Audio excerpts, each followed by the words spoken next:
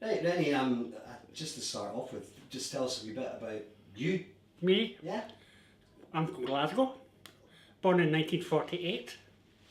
Um, I'm nearly 70, which is interesting, which is next year. I've been in Aberdeen since 1972. I came for 4 days and I haven't left. I was involved in squatting in London. I used to build the victory playgrounds. I was involved in the marches, the Vietnam marches in London, and I was in the march to support the Czechoslovakian Dubček against the Russians. So I get involved in quite a lot of politics in London. So that's my background, just a quick pre-sale thing as well. I get involved in squatting, and in fact we brought it, after that we went, and I started working in Aberdeen and working in Sardinians, and when we noticed in fact it had the homeless situation within Aberdeen, the whole group was from Sardinians went and squatted in Aberdeen as well and got ourselves arrested because we were concerned about we were working with homeless people who had no homes and they were treated like rubbish. So we thought, why don't we point out the empty housing around Aberdeen? 3,000 people who had no housing, no houses in Aberdeen at that stage, way back in 1973.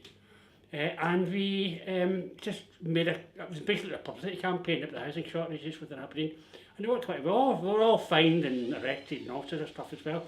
But it was worth it just to say, let's look at the housing issues and let's look at it from a worker's perspective who actually works with homeless people.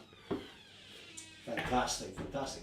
Okay, Rennie, this story is about Helena Torrey. Mm-hmm. Do you want to go right back to the beginning and just tell us your story? Tell us where it all came from, right from the start. Charlie Haynes, I don't know if you know, but an artist, Haynes, and Muriel McKechnie phoned me one day to say, are you interested in a mannequin? And I said, that'd be very nice. Where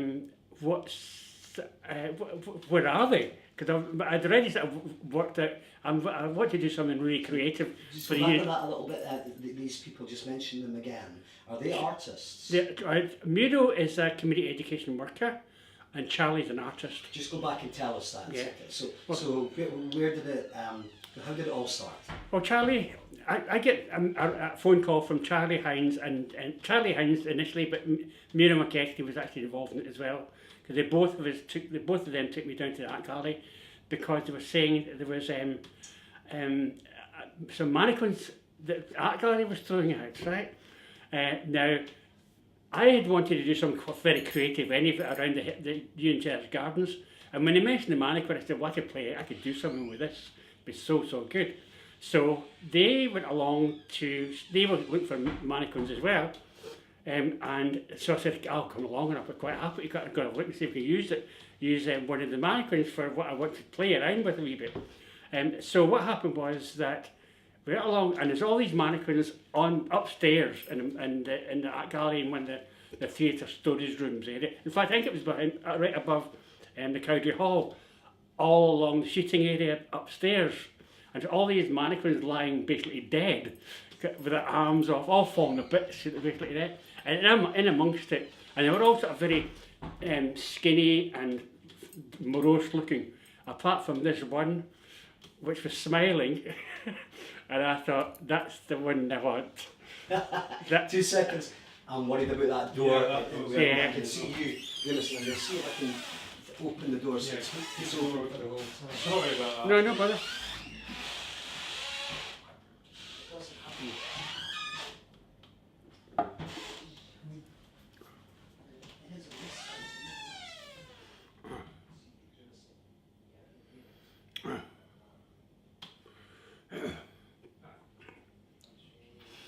You need to record a little bit more.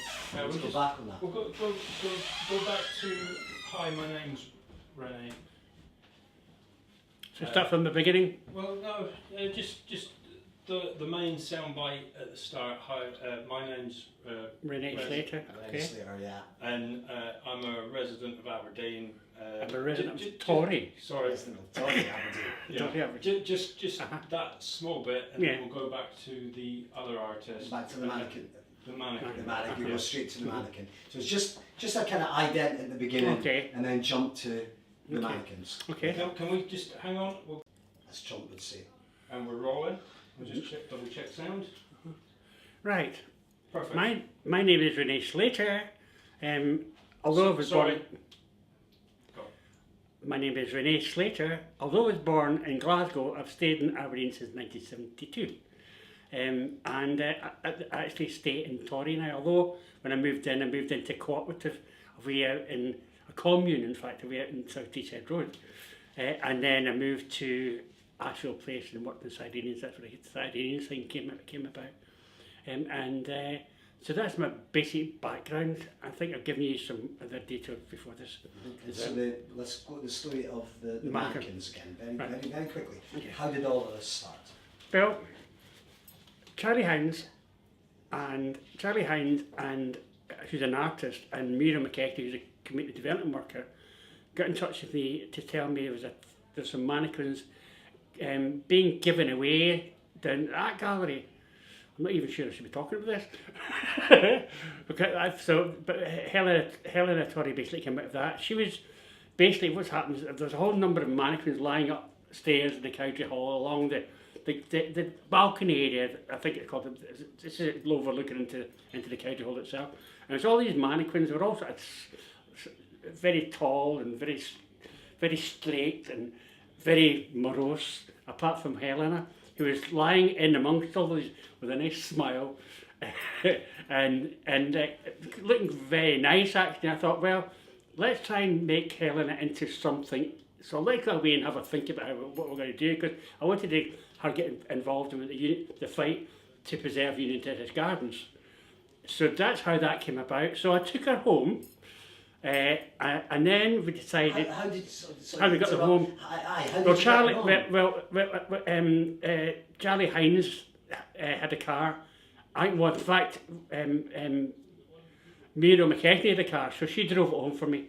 Because we go around and deliver their ones down in Old Aberdeen. And did it come completely whole? So she comes in bits. She's one leg which is attached to the torso, and then the top sort of turns right, swivels round and comes off, and her arms come off. Her head stays on, so the upper body and head stays together. The torso and one leg stays together, and one leg and two arms fall off gently. That's my bane. That's been my bane actually, but I'll tell you more about that later on, because that's been my bane for quite a long time.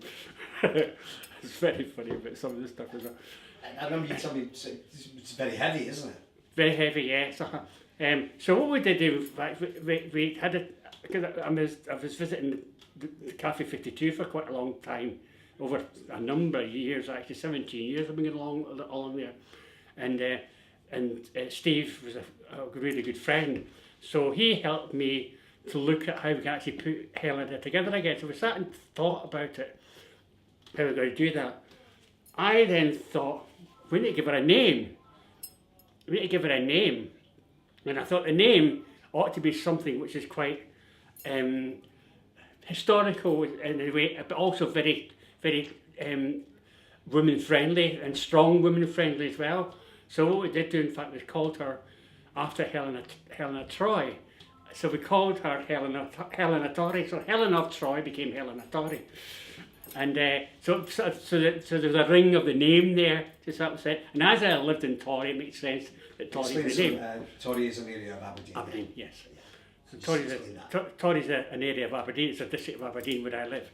And the important thing was, in fact, to try and work out how we then look at development. And it came about very quickly, actually. The name came within three-quarters of an hour of bringing that down to Cafe 52. Steve is brilliant because he helped, because what she had was once you put the arms and the leg on, she needed a hair. So I had a wig at home. So we brought it down when we picked up Helena, and and the thing about it was, the wig kept on falling off, but in fact she's got a little screw hole at the top of her head, so we screwed the wig onto her. So her hair is now screwed onto the top of her head, right? It was really fun. And then we needed clothes. Luckily, my downstairs neighbour was about the same size as her, so she gave me a coat and a handbag, a shoulder bag, and that was it. And a hat. I had a Russian hat, and a pair of sunglasses. So that was it. And the photographs are around for that anyway. I'll let you see them later on. And in fact, we'll try and get a film of that at some stage in the future. But the thing about it, that was her set. That was her personality basically set up. She was a revolutionary. She became a revolutionary then. She became the voice. A model citizen. Model citizen, the voice of the silent majority, which is the important part of. So she then. Well, Just say Helen Tory, voice of the model citizen, voice of the silent majority. Just say that. What's Helena Tory? What's the mannequin called? Helena Tory, and she is a model citizen and the voice of the silent majority. Now, the silent majority part came in when she stood for election. But I'll come into that later on. Okay. Right? Helena then, after she was created and built and put on, and what we had was Steve brilliantly, we actually bought some wood and some casters, and we built a skateboard for her. So she's now got a skateboard. So she's dragged about on a skateboard, right, into different places, which was for in terms of Unitarian Gardens, we couldn't get her in down the stairs because she's very heavy. So we use outside Marks and Spencer's, much better, and people want to come and take a photograph of her. And the whole campaign, she had a big campaign saying, don't build those UTG, and that's really was the big campaign. Put, placards in her hand. A placard. She got a placard in her hand. We screwed a placard on her hand, and and in fact she's still got the same placard, but different labels on it. So there's a whole series of different campaigns that she's been in up to this point. But the first one was supporting the UTG. And she stood outside Marks and Spencer's with her, and we handed out leaflets around her, and we even handed out. We made up £50 million notes, which I have at home. £50 million notes. We called them Woodies. So 50 million Woodies for Unitarian Gardens. So we have a drawing of Serene Wood plus the pound coins and all that as well around it. We'll show them later on if you want as well. So it's good fun for those as well. So she will then hand out these £50 million coins to people. We ask people then to go and send them into Aberdeen City Council, say we want to buy Unitarian Gardens as citizens, right? So it was good fun like that. And that's where that first part of Helena's life is about. She wasn't sometimes, from the organisation itself, very welcome, because it seemed that some people thought it's too serious a campaign to have Helena there. But in fact, she drew in people to talk about the issues. It was quite important, and people enjoyed getting a photograph taken with it as well.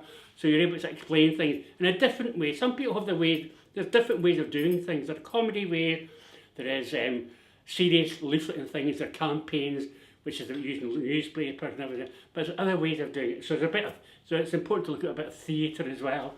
And Helena Tory was part of that theatre. People might not have liked her, but in fact she actually attracted people. Maybe not as many as the people who, I think they attracted more than they expected. In fact, some people expected. But as it stands just now, she was actually quite attractive for the Unitarian Gardens campaign, for my bit of work. So that was the first time she was involved in any sort of campaign. Uh-huh. And then, so let's take it on a little bit further now. Okay. So what did this develop into? Well, it developed into, what happened was, there was elections coming up. Local elections or? Local elections in 2012, May 2012. Now, it was, I thought about it, Sorry, could you just say that all again? Yeah. Without being a question. Yeah. Because I'm prompting you. because Alex asking you a question, Yeah. you're just answering it. Yeah. I'm just thinking of the way we're going to edit it is Yeah. going to be difficult. Yeah, yeah. Could you kind of just say we had a local election coming up, Yeah. and then I'll say the next step for Helena was. Yes, perfect. That'd be better. That's it, perfect. Thank you. So So- you're so- answering my question, Yeah. but you're doing it as if I'm not asking the question. Okay. yeah. That's So what we've sorry, got to that's do. all. Okay. No. Thank you. Yeah, it's my fault as well because I'm not Yeah. sure how to, you know. But don't worry because we can edit all of this. Okay. We've got plenty of time to do it. Okay. Right. So Well, obviously, the Unitarian Gardens thing was lost in terms of this awful referendum thing they had. But although that was the second consultation they had, the people who'd won the first consultation didn't win the second consultation because of the way it was done and the way that all the bits of public, the opposition to us had massive amounts of money, they had much bigger advertising campaigns. It was all just people out of people's pockets, basically. That stage, and little fundraisers they had. But so we lost that campaign, and she had a wee while off. She had a wee while off back up. In fact, she spent a wee bit of time down at the cafe, up and she sort of hung about up their fire exit for a wee while, and then we got her home again. I got her home back to Torry, and she was basically sitting in the landing for a while with all her gear and things as well, the posters and all that as well, her banners, placards, and then I decided, let's look at the process of the next election. It wasn't very long before the election was due. Actually, it was only 3 or 4 weeks before the election was due to happen. Or in fact, before the registration had happened, right? So I thought about it. I said, okay, let's get her into the next election, next local election, and let's get her standing in the seat where Ian Wood stays, and then we can link in the garden to that as well. So I took her in on the last day of I took Herring, took her in on the last day of registration, and I filled in the form in front of the electoral official. It was Crawford Langley. He was the head official, electoral official at that stage. So I filled it in, and they said, "Does Helena Torry live in Aberdeen?" He says, "Yes. Where does she live?" I said, "Lives in my house in 2 Walker Place." So he looked in the register, and couldn't find her in the register. He then says, "Well, it doesn't matter. This happened quite often." I said, "Well, it's fine then, Helena Torry." But in fact, I'd filled out all the details. I was her agent, right? I filled in all the details, but also my handwriting isn't very good anyway, generally, right? But I signed her name, and you could see, in fact, it's the same writing, but they didn't spot it for some reason. And so they took the registration. They said we'll get everything sorted out later on, and that was it. So I then registered. The last registration was at 4 o'clock, and I took it in at 3, just 3:20 or something. So I was registered in the last half hour of electoral registration for candidates.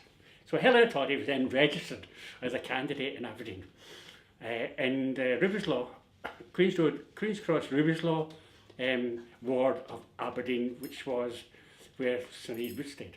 Can I interrupt you? Did she stand as for any party or anything? Well, no. An independent. So I suppose, and the idea, in fact, again, this is where the whole thing about standing for the silent majority came about. And it's like a serious campaign behind her. So apart from doing it with the Ian Woods ward and about the Unitarian Gardens part, there's a fight to look at, because at that stage they were closing down youth centres, youth projects, and especially they were closing down disability centres at that stage. So I thought we should maybe sort of highlight some of these issues.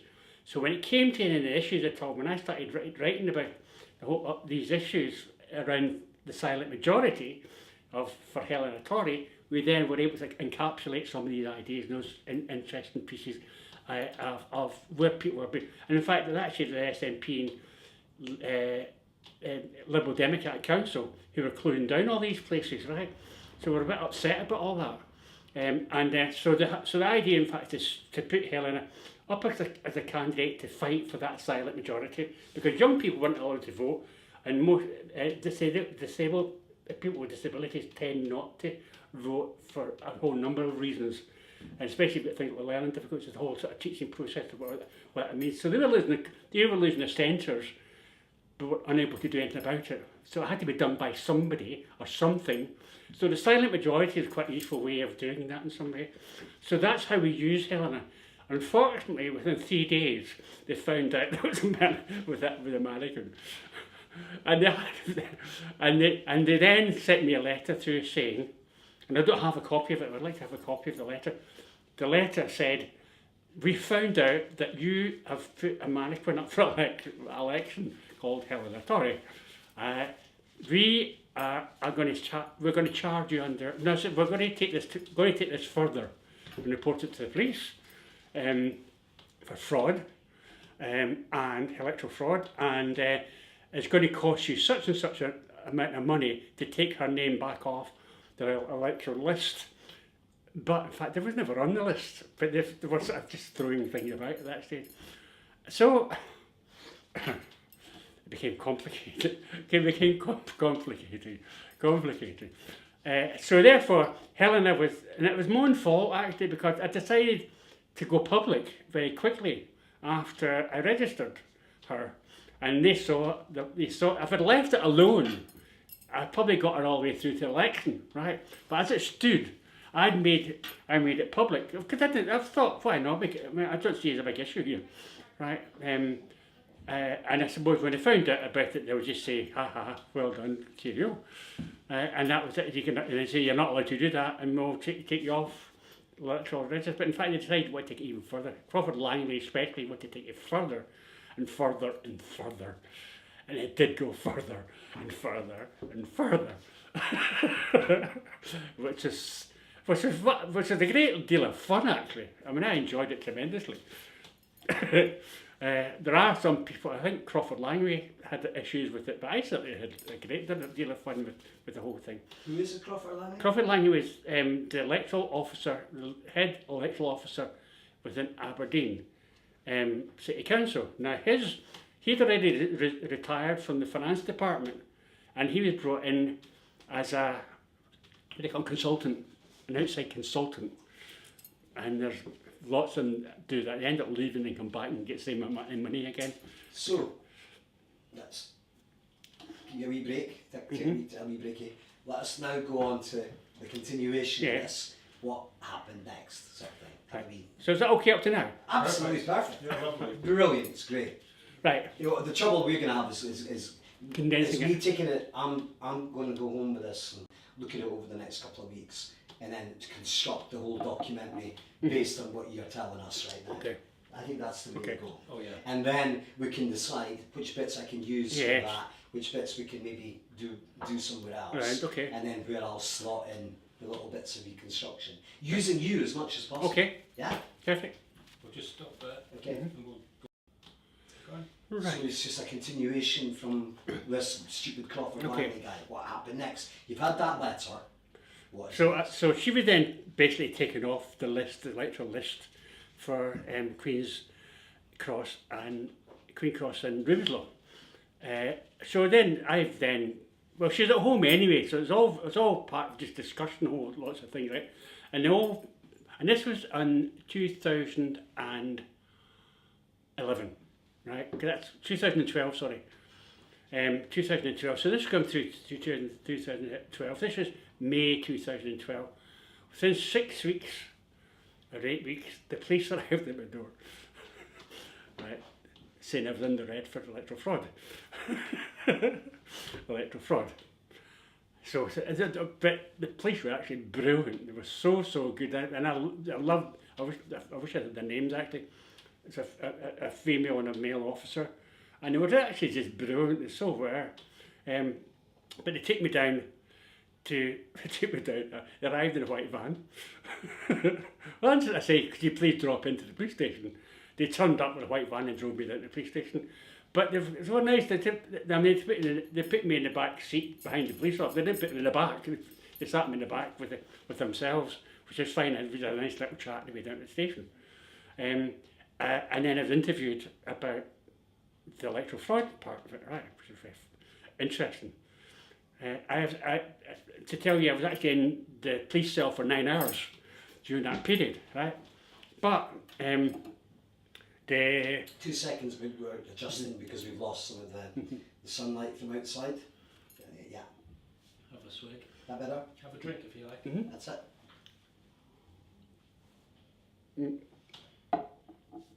So just repeat that you were in the cells for 9 hours. That's quite important. Sure. Quite important. when I was taken down to the police station by the police, two lovely police officers, male, female officer,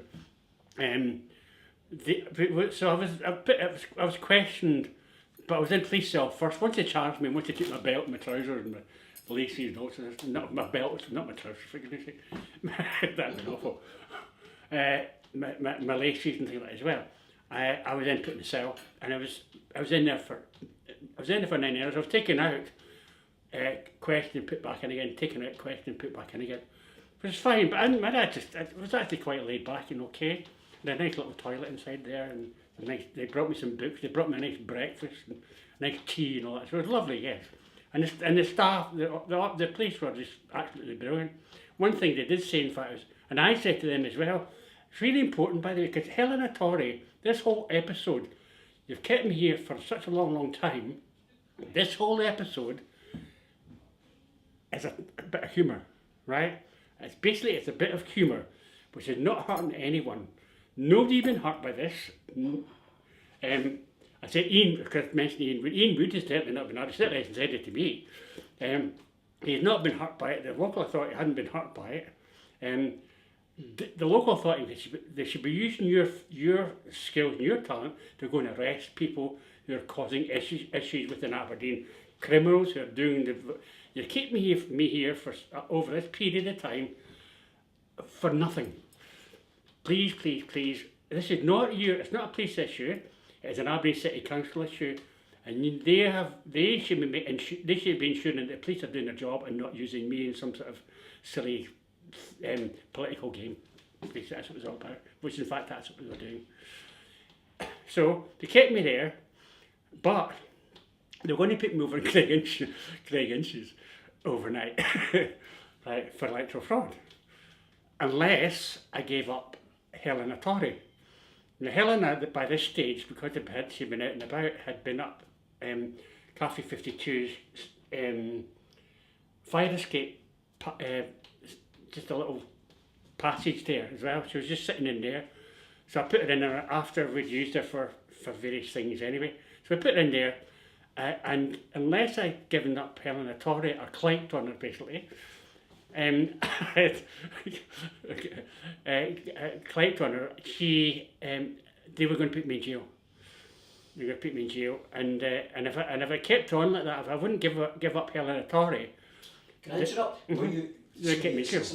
Were you actually charged?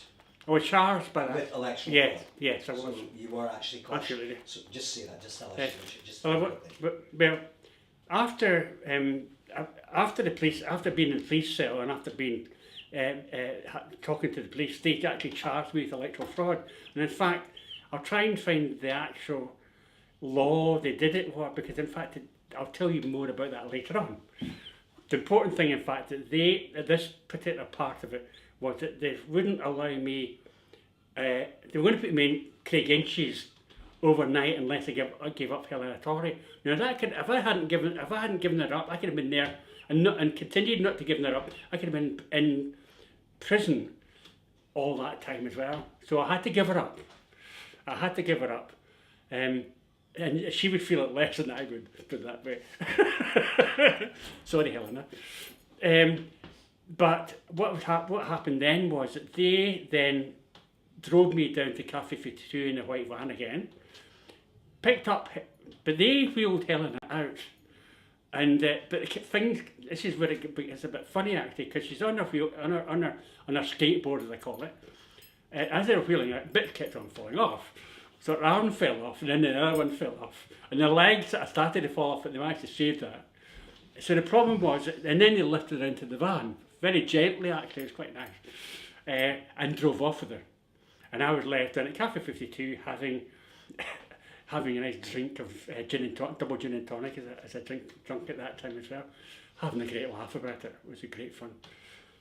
So that's that was the arrest part of it. It was very interesting. So Helen Torrey was in jail, ostensibly. It was basically, and that's so I called it a prisoner exchange, because she was taken in and I was released, right? Which was all about. But actually, I found it was all very humorous, really. It was all, I mean, and I think the whole process of the Helena story is a humour story, and it's got to be looked at in that way. And using the humour of it is important. But this humour actually got out some serious messages as well. It's quite important. So right, that's us up to take a wee breaky. Yeah. That's brilliant, absolutely brilliant. So we're up to the arrest having happened. It's great, isn't it? It's really good. So then obviously you've had to get a lawyer involved. Well, So yeah. give us Well, before that, the press are onto it. The press are onto it. Not only the press local, and they make front pages quite often actually about Helena Torrey in Aberdeen, and P&G and Evening Express were doing it regularly. They picked up the Guardian, they picked up the Independent, they picked up the Mail, picked up the Express. All these papers picked it up. The Record picked it up, and they did a terrible job on it, because they started looking at my sexuality and all sorts of stuff. It was really awful actually. They used that in some way as a club against me in some way. It was rather stupid, and not very nice at all. But most people were very, very good. Most of the press was very good, and there's just a wee story just around that, because it's quite important to just to pad it out a little bit. That when I was brought up in a children's home in the 50s, right? So I lost all my contacts with my relatives. I did keep contact with my sisters and my little brother. But we were all brought up in the same children's home, but I left and they get scattered about. We all get scattered about, basically. So we tried to keep it. It wasn't always easy to keep up with each other. So I had no contact with any cousins or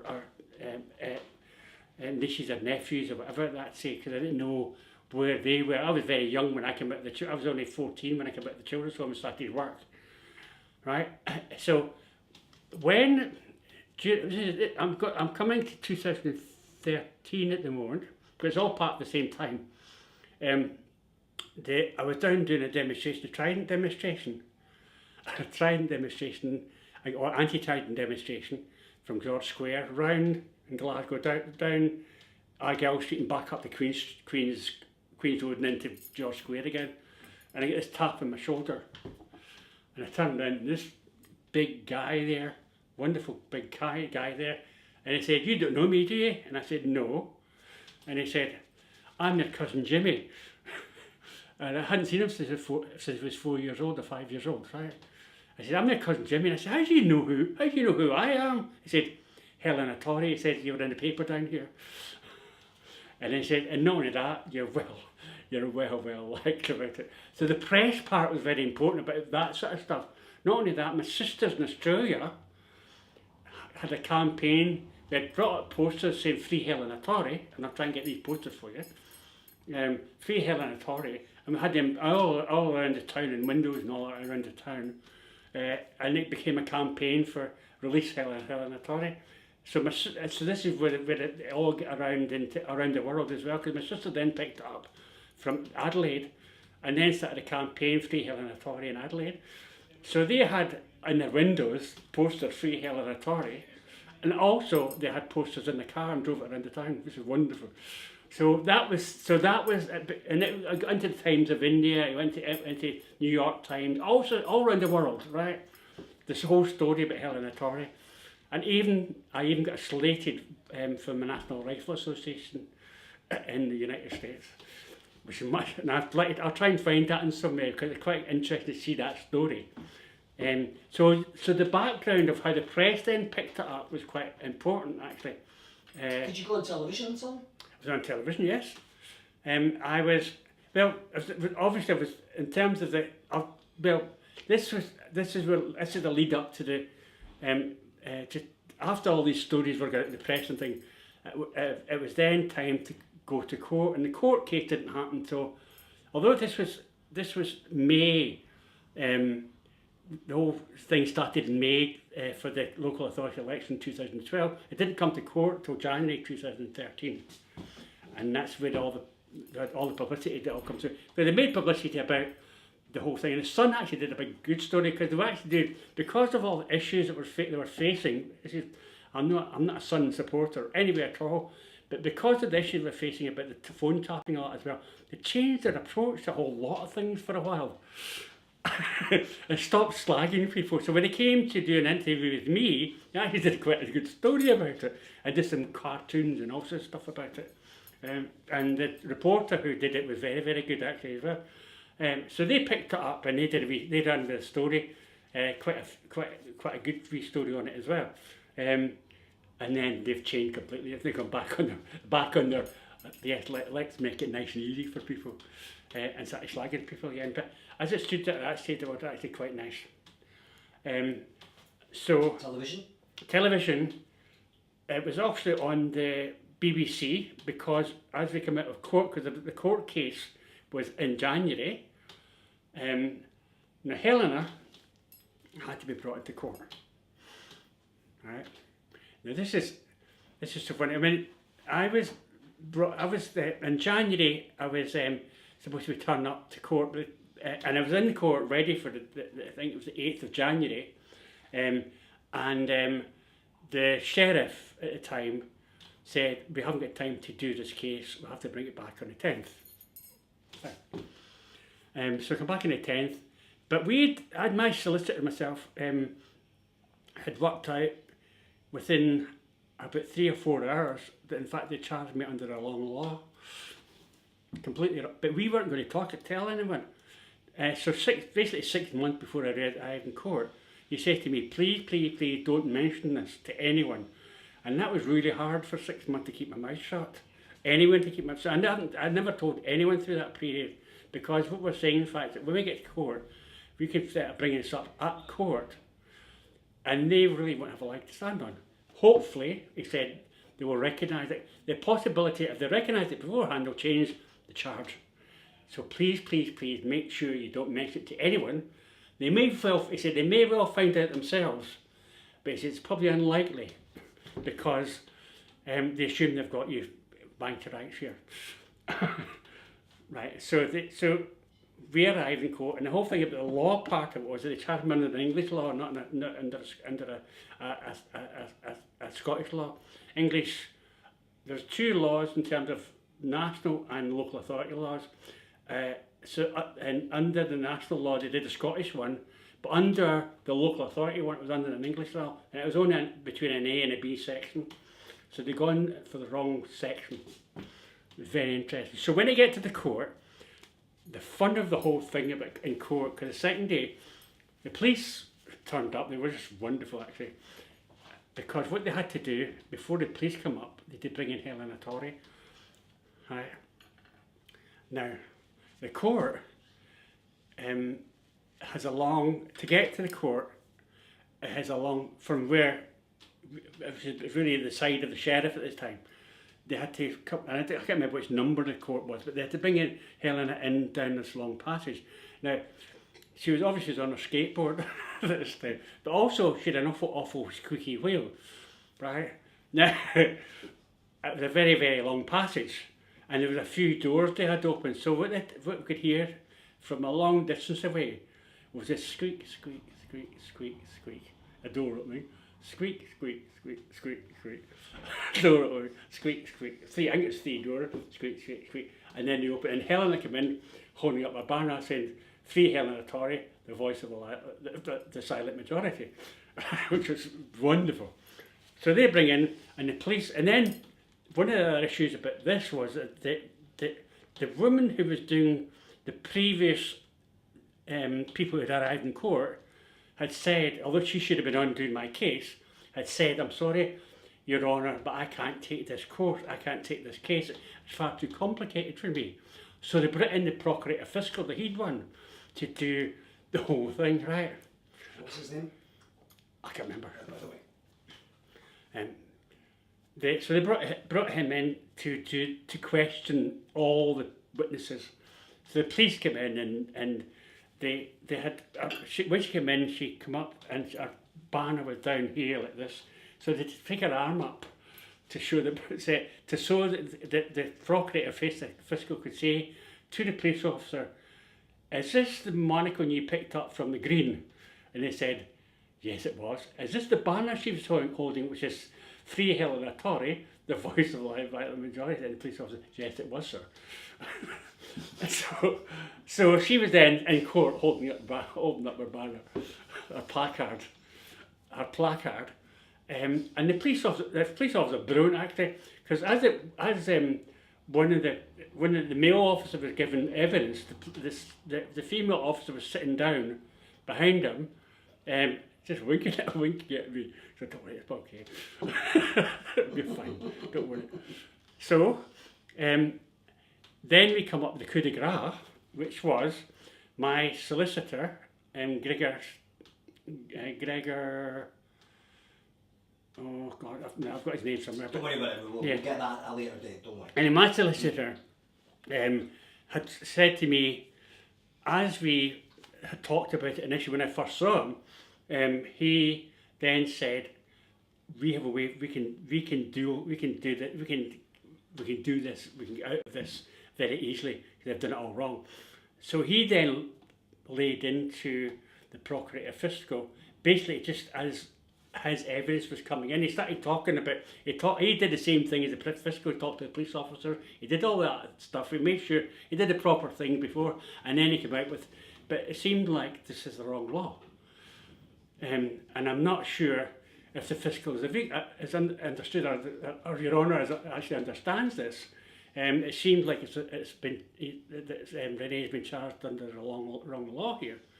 So if the sheriff said, "Is this true?" He said to the Fiscal, "Is this true? Have you looked at this properly? If you haven't looked at it, I think you should go way off just now and sort this out. Sort this mess out." Sort this mess out. So off for half an hour, 3/4 hour, I come back in, and the Fiscal said, "I'm sorry, but it's true." And so the sheriff said, "Case dismissed," and I was off. Now, if they charged me under the right law, I could have been in jail by now. I could get 6 months to 2 years in jail.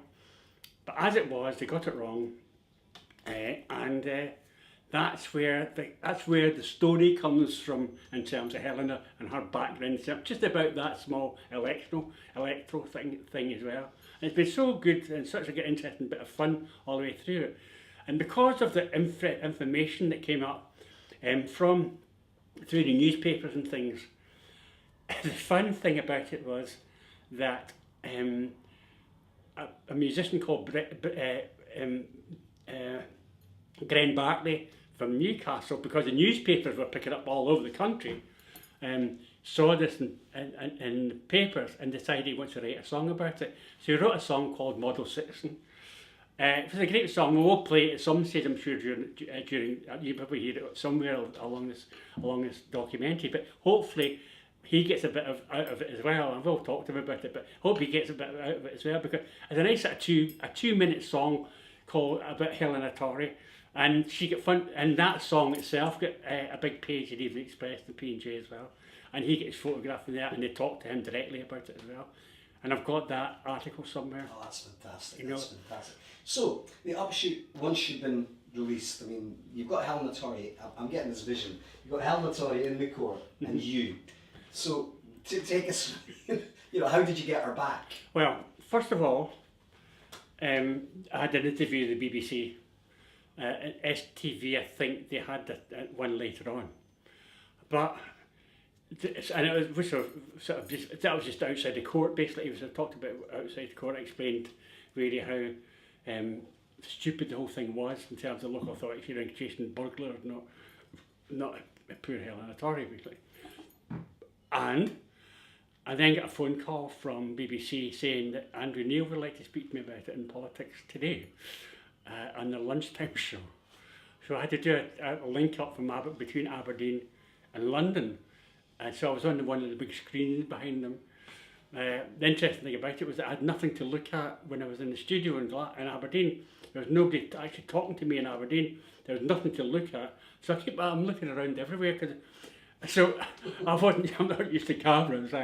So I was looking up like this all the time, and because there wasn't anything to look at to take me in, there was nothing for me to focus on in it anyway, like I am today. And there's nowhere for me to focus. So the issue there was that although the story was quite good, I tend to be sort of searching all around the room for inspiration. Don't you worry about it. It's going to be in this. Yeah. Don't you worry. So that's quite good. So that was good fun. So what happened then was after that story, the issue, and in fact, my cousins was after that one as well. That was part of the same process because it's back in the paper again. Can you tell us how long Helena was in custody? She was in from June until January.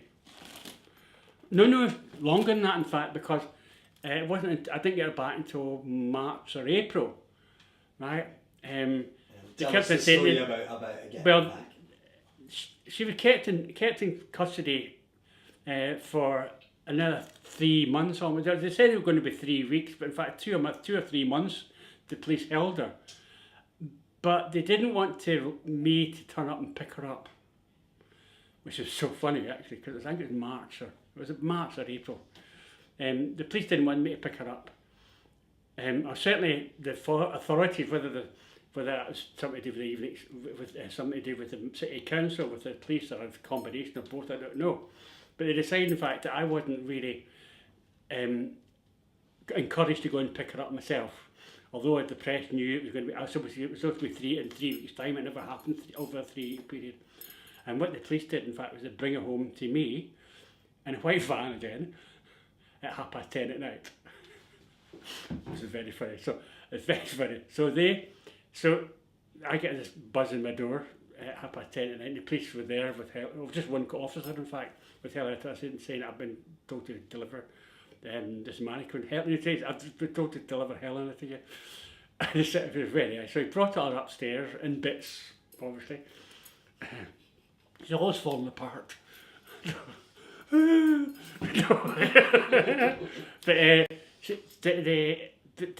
so the police brought her up in bits and pieces, right? There's only 3 or 4 bits. There's one big heavy bit, 2 big heavy bits, and they brought her up, really lovely. And then as he was going away, he said to me, "Do you think that this campaign of yours has been worth it for a mannequin?" And I said, "Yes, it is. It has been really good." He said, "So do I." "So do I," he said, and just went away. It was lovely. So then the press wanted to do more stuff on that as well. So I had to go down to outside the police station, and they put a whole series of mannequins around that, and she was in amongst it. Saying, our friends are around outside the police station, applauding her release and things like that. So, quite fun. So they did that at both the BBC. BBC did one, and the STV did one as well. And the Sun definitely did one as well. Listen, I'm gonna, all of this stuff that you're telling me, I'm gonna go and see if we can get this footage, because it just sounds so cool. So it's fun. So that was. So then I got her back again, and she'd been used in a number of little bits and pieces over the time as well. So what is she used for? What do you? Well, the last campaign was the support of the Green Party in Aberdeen. But I mean, she's available to anyone with a proper cause, and obviously I will, as her agent, I decide what that cause is going to be. That's brilliant. Tell us a little bit about what you've got at home. I mean, that's an ending. That was the end. I've just got your ending. Yeah. That's perfect. She's in the bathroom at the moment, holding up my towel. Well, in fact, she's not. What happened was that after the Green, because I took it down to the Green Social, and I've got some good photographs of that as well. It's great fun actually. Took her down to the Green Social with a social down at the Blue Lamp. Got her home, put her upstairs, took her upstairs. But because I've been fairly unwell recently, and couldn't, and she'd normally been in my bathroom, holding my towels up, which is, and it's, I know it's a bit indignant and no dignity there whatsoever, right? As it is, she wasn't complaining too much anyway. So what happened was that when they brought her back up from the green thing, I put her on a landing and there's sitting in pieces, and she's still there. So I've got to get her back into the house again, because she needs a bit more dignity, because she's standing there and her coat's inside and she's standing outside with no clothes on. It's not nice. No. And she needs more dignity than that, I think, as well. She needs some new. Well, here's another thing as well. She needs some new clothes. So if anybody out there has got some interesting size 10 clothing what we're looking for is, because one of the things she did do, in fact, was set up a bikers club called Helena's Angels. So she needs a leather jacket and a helmet. Okay? And she also needs a new set of wheels, because the ones she's got, as I mentioned earlier on, they're a bit squeaky. They're a wee bit squeaky. So, and they're actually not. They're not. They need to have some sort of give in them. And there's no give in them. So one of the things to get back to what I was telling you about before, when I was wheeled her into with fundraiser for Helen as well. Right, I'll tell you a wee bit about that as well. I had to wheel into town for outside of Marks and Spencer, and that's from Torry, and the pavements aren't very nice. They're not very forgiving, in fact. So when there's a wheeling and a skateboard, and I had her on a rope, pulling her like a carty, right? Bits was just falling off all the way along the road. So I had to keep stopping and putting her arm back on and her leg back on. And it wasn't very nice. It wasn't very pleasant, and it was very, as I said before, there's no dignity in that type of situation. So if anybody's got a set of wheels that can help me out with, I'd be really appreciative as well. But listen, I think that's it. I think we've got everything there. Enough. And you've given me so much. Yes. There's some absolutely gems. That are. Yeah. Would you agree? Do you like it? There's some really nice sound bites in there we can definitely work with. Okay. Yeah, and we may need to film them again. That's okay. In, like you said, outside the court, outside the police station. Yeah. But because you've given this up, we're going to go through this, and we will take out the bits that we think that's fantastic, Rennie. Yeah. And then. And even some of the bits that. Do you mind if I stop? Yeah, no.